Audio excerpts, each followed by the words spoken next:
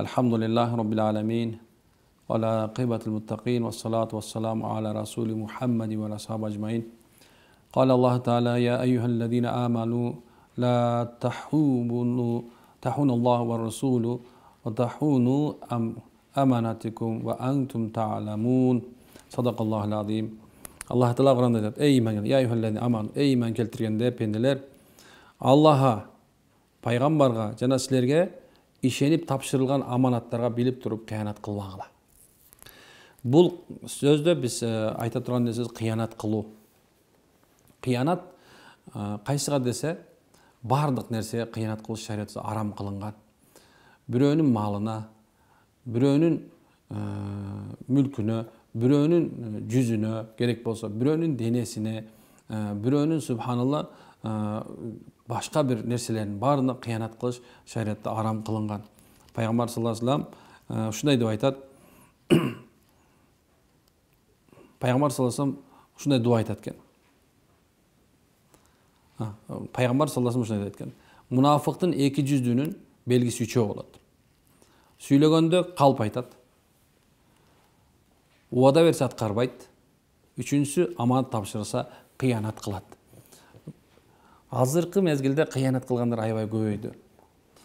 Қиянат дегеніміз біреуінің жашоосуна қиянатты қылғандар көп. Біреуінің жашоосын бұзып атқандар көп. Көпчүлүктөрүбүз, мен азыр бір эмеде келатсам, bir адам отырып қалды. Ушунча нерсени айтып атат. Өзүнүн күйөө баласын өзгөчө бір жамандап келатты. Күйөө баласы жинди, акмак, келесоо, анын бүт бай кемчиликтерин айтып берди. Бирок жакшылап ойлонуп көрсө, ошол кызы ошо менен жашап атканын унутуп калды. Ошонун кызы ошо менен жашап атат.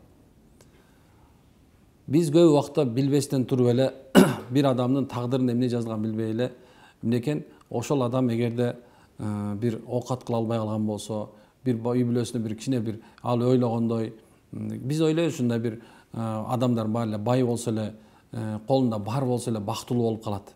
Же болбосо ошол эле колунда бар болуп эле мүмкүнчүлүгү көп болуп каалаган нерсени алып жеп ар кай жака бара ала турган болсо, эми жакшы машина менен биле жүргөн болсо, коноктордун арасында Куданын алдында уят кылбаса эле болду, ошол адам деп ойлойт да кээ бирлерчи. Өзүлөрүнүн ойлорунда ушунчалык деңгээлде субханалла. Бирок ошол адамдын жөнөкөйлүгүн, ошол адам канча мүмкүнчүлүгүнө жараша пешене терин агызып, өз үй бүлөсүн багып аткандыгына, ошол эле кызын багып аткан, ошол кызынын балдарын багып аткандыгына мындай ыраазы болгондор өтө көп болду. Бул жерде кыянат сөз айтып аткан себебим, анын мүлкүнө, анын жашоосуна кыянат кылып, аркасынан ушундай өзүнүн кыздарын алып, бузуп алып, ошол эле мезгилде субханалла бирөөнүн жашоосуна кийлигишип талкалап аткан адамдардын эмне экен, жашоосу эртең күнү талкаланып унутуп каларын таң кала берем кээ бирде.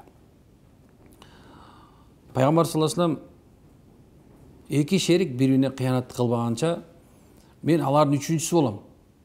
Качан алардын бирөөсү экинчисине кыянат кылса, мен алардын арасынан чыгып кетем деген. Демек, пайгамбар саллаллаху алейхи ва саллям мен үчүнчүсү болом дегени ошол экөөнүн ортосунда дин болот деген сөз.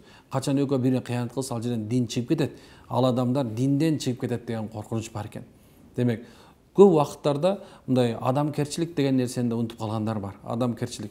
Унутпаңыз, бир тууганым, сиз адамсыз, сиз пендесиз, сизден да кемчилик кетет, бизден да кемчилик кетет, аалымдан да кетет. Ошондой эле субханалла кемчиликсиз бул дүйнөдө бир гана эмнекен Алла Таала экен. Эми ошол эле мезгилде Алла Таала кемчиликтен таза, субханаллах деп айтабыз. Демек, сиз бирөөнө бир нерсе айтардан мурда, бирөө жөнүндө бир нерсе айтардан мурда ойлонуп көрсөңүз, ошол эле сиздин балаңыз бар, эртең сиздин кызыңыз бар, небереңиз бар, наконец субханалла, эртең тууураңыз болот. Кайсысынан жакшылык көрөсүң, кайсысынан кордук көрөсүң билбейсиң. Сиздин баң даңкылдап чуркап жүрсөң эле, соодаң жүрүп турса эле, сенин жашооң оңуна келип турса эле, ойлойсуң да, мына мен жашоо, мен туура жашап атам. Бирок карап көрсө, сиздин жашооңузда туура нерсе жок. Сиз субханалла бир кичинекей курсагың тойгонуна, кафелерге барып, жанакындай бир ресторандарда сени куда сөөктөп мындай отургузганына, көбүрөөк катышыңа мактанып, же болбосо ушундай бир өзүңдү бир өйдө сезип алган адамсың. Демек, бул жашоодо сен кыянат кылып, өзүңө да кыянат кылып атасың, башка бирөөнүн да жашоосуна кыянат кылып атасың. Мындайлар жок эмес. Караңыз. жаныңызда эле отурушу мүмкүн ошондой адамдар. Сени субханалла бир аз кичинекей бир жашоондо кемчилик боло турган болсо, ошол нерсени эмне кылышы мүмкүн? Жарыя кылышы мүмкүн экен. Бир аз субханалла сен жакшылыгың боло турган болсо, эч качан ал айтпайт. Ошол адам эч качан айтпайт. Анткени ал кызганыч бар, анда көрө албастык бар. Демек субханалла Алла Таала кыянаттык кылба дегени бирөөнүн жашоосуна, бирөөнүн несинде кыянаттык кылбашыбыз керек экен.